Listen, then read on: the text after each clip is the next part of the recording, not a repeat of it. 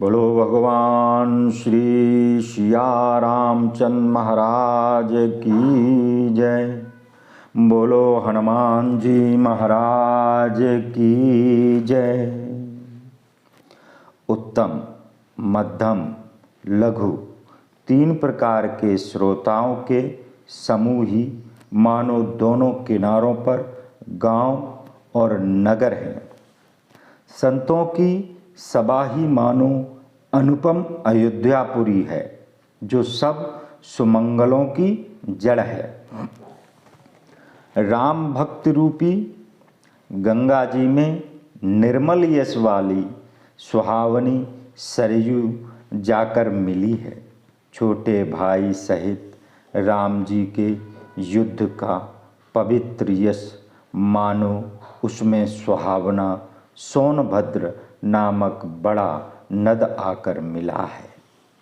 दोनों के बीच में गंगा जी की धारा ऐसी सुशोभित है जैसे ज्ञान और वैराग के साथ भक्ति तीनों तपों को भय देने वाली तीन मुंह वाली नदी श्री राम जी रूपी समुद्र की ओर चली। मानस की जड़ ऐसी सरयू गंगा जी में जा मिली है, इसलिए यह सज्जन श्रोता के हृदय को पवित्र कर देगी। इसके बीच बीच में जो विचित्र कथाएं हैं, वही इसमें किनारे के वन और बाग हैं। श्री शिवजी और पार्वती के विवाह के जितने बाराती हैं, वे ही मानो इस नदी के बहुत प्रकार के असंख्य जलचर जीव हैं। रामचंद्र जी के जन्म की आनंद बधाई ही इस नदी की मनोवर भंवर तरंगें हैं। श्री राम आदि चारों भाइयों के बाल चरित्र इसमें बहुत से रंग बिरंगे कमल हैं। राजा दशरथ और उनकी रानियां तथा कुटुंबी लोग के पुण्य भौरे जल पक्षी हैं। सीता जी के स्वयंवर की जो कथा है, सोई सुहावनी नदी की शोभा छा रही है। इस नदी में अनेक प्रश्न ही नावें और उन प्रश्नों के विवेकपूर्ण उत्तर ही मानो चतुर केवट है। कथा सुनकर जो बातचीत आपस में होती है, वही मानो इस नदी के यात्री हैं। परशुराम जी का कोप तीक्ष्ण धारा है, वह रामचंद्र जी के श्रेष्ठ वचन ही सुंदर बंधे हुए घाट हैं। भाइयों सहित रामचंद्र जी के विवाह का उत्सव वही मानो इस कथा रूपी नदी की सबको सुख देने वाली तरंगें हैं। इसको कहते सुनते हुए जो लोग प्रसन्न होकर रोमांचित होते हैं, वे ही पुण्य आत्मा जन मानो प्रसन्न होकर स्नान करते हैं। रामचंद्र जी के तिलक निमित्त जो मंगल साज सजाया गया, वही मानो पर्व के समय का समाज जुड़ा है। कैकेयी की कुमति मानो इस नदी में काई है, उसी के फलस्वरूप घोर विपत्ति आ पड़ी। इन सब उत्पातों को शांत करने के निमित्त भरत जी का चरित्र ही जप और यज्ञ है। कलयुग के पाप और दुष्टों के अवगुण का वर्णन जल के मलिन पक्षी बगुले और कौए हैं। यह कीर्ति रूपिणी नदी क्षयों ऋतुओं में भरी रहती है और समय पर बहुत सुहावनी और पवित्र हो जाती है। पार्वती जी महादेव जी का विवाह हेमंत है। राम जी का सुखदायक जन्मोत्सव शिशिर ऋतु है। रामचंद्र जी का विवाह कथा आनंद मंगल के देने वाली बसंत ऋतु है और राम जी के वनगमन की कथा ही दुखदाई ग्रीष्म ऋतु और मार्ग की कथा मानो कड़ी धूप और लू है। राक्षसों की लड़ाई मानो घोर वर्षा है, जो देव समूह रूपी धानों को मंगलकारी है। राम राज्य में जो सुख सुनीत और बड़ाई है, वही बहुत सुख देने वाली शरद ऋतु है।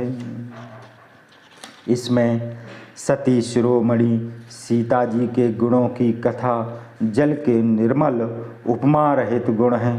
भरत जी का स्वभाव शीतकाल है, जो सदैव एक सी रहती है, जिसका वर्णन नहीं किया जा सकता।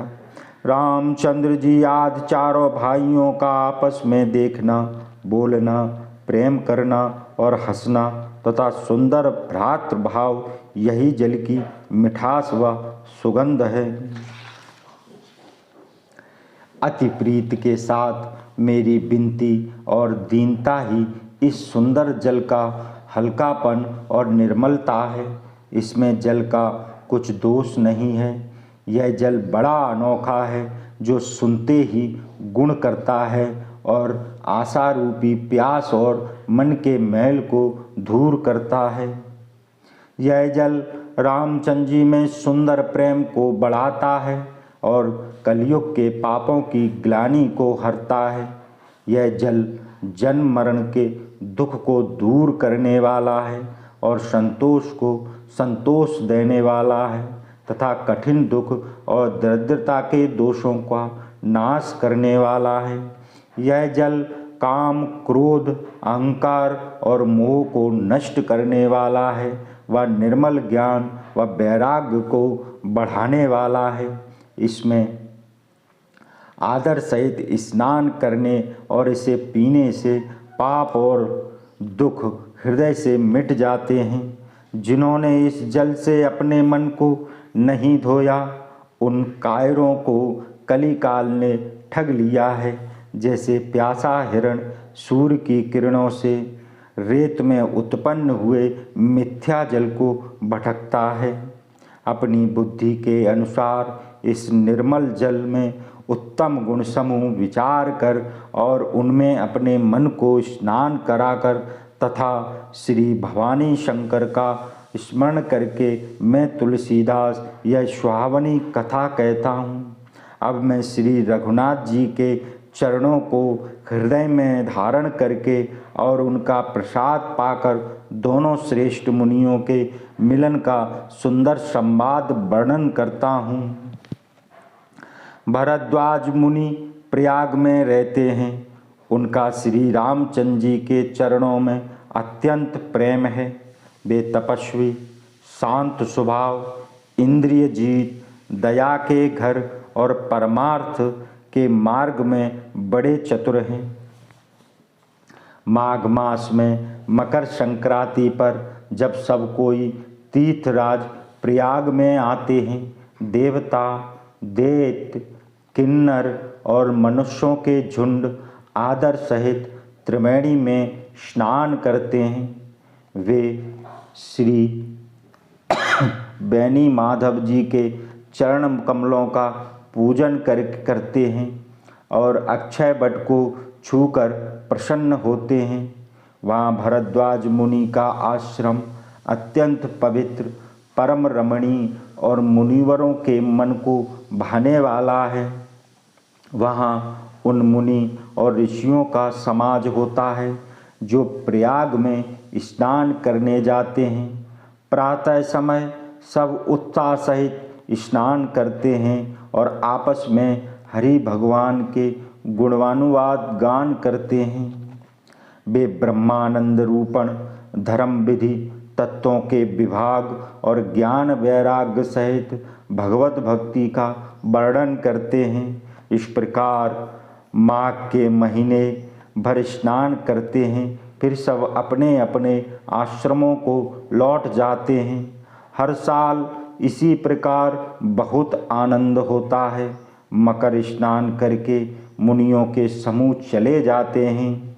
एक बार पूरे मकर भर स्नान करके सब मुनीश्वर आश्रम लौट गए। तब परम ज्ञानी यज्ञवल्लभ जी मुनि को भरद्वाज मुनि ने चरण पकड़ रोक लिया। आदर सहित उनके चरण कमल धोए और पवित्र आसन पर बैठाया। पूजन करके मुनि के श्वेश को बखान कर अति पवित्र कोमल वाणी बोले, हे नाथ, मुझे एक बड़ा संदेह है और वेदों का सब तत्व आपकी मुट्ठी में है, पर उसको कहते हुए मुझे भय और लाज लगती है और जो न कहूँ तो बड़ा अनर्थ होता है। हे प्रभु, संतजन ऐसी नीति कहते हैं और वेद पुराण तथा मुनियों ने भी कहा है कि गुरु से बात छिपाने से हृदय में निर्मल ज्ञान नहीं होता। ऐसा विचार कर अपना अज्ञान प्रकट करता हूँ। हे नाथ, दास पर कृपा करके उसे दूर कीजिए। संतों, पुराणों और उपनिषदों में ऐसा गाया है कि राम नाम का प्रभाव असीम है। कल्याण स्वरूप, अविनाशी, ज्ञान और गुण की खान भगवान शिव राम नाम सदैव जपते हैं। 4 प्रकार के जीव संसार में हैं। काशी में मरने से सब मोक्ष पाते हैं। हे मुनिराज, यह भी राम की महिमा है, क्योंकि शिव जी दया करके राम नाम का ही उपदेश करते हैं। हे प्रभु, मैं पूछता हूँ कि वे राम कौन हैं? हे दया सिंधु, मुझे समझा कर कहिए। एक राम तो अवध नरेश दशरथ जी के पुत्र हैं। उनका चरित्र संसार में प्रसिद्ध है। उन्होंने स्त्री के वियोग में अपार दुख सहा और क्रोधित होकर रण में रावण को मारा। हे प्रभु, वही राम हैं या कोई दूसरे हैं जिनको शिवजी जपते हैं? आप सत्य के धाम और सर्वज्ञ हैं, ज्ञान से विचार कर कहिए। जिस प्रकार से मेरा यह भारी भ्रम मिट जाए, हे नाथ, वही कथा विस्तार से कहिए। यह सुन यज्ञवल्लभ मुनि हंसकर बोले कि तुम श्री रघुनाथ जी की प्रभुता को जानते हो। मन, वचन और कर्म से तुम राम जी के भक्त हो। तुम्हारी चतुराई मैंने जान ली। श्री राम जी के रहस्यमय गुणों को सुनने के लिए ऐसे पूछते हो मानो महामूर्ख हो। हे मित्र, आदर के साथ मन लगाकर सुनो। मैं श्री राम जी की सुहावनी कथा कहता हूँ। महाअज्ञान रूपी महिषासुर को मारने के लिए राम कथा भयंकर काली देवी है। श्री राम कथा चंद्र किरण के समान है, जिसे संत रूपी चकोर अपन पान करते हैं। ऐसा ही पार्वती जी ने संदेह किया था। तब महादेव जी ने विस्तार से उसका उत्तर दिया था। अपनी बुद्धि के अनुसार जब मैं श्री महादेव जी पार्वती जी का संवाद कहता हूँ, वह जिस समय और जिस कारण से हुआ उसको सुनकर हे मुनि, तुम्हारा विषाद मिट जाएगा। एक बार त्रेता युग में महादेव जी अगस्त ऋषि के पास गए। साथ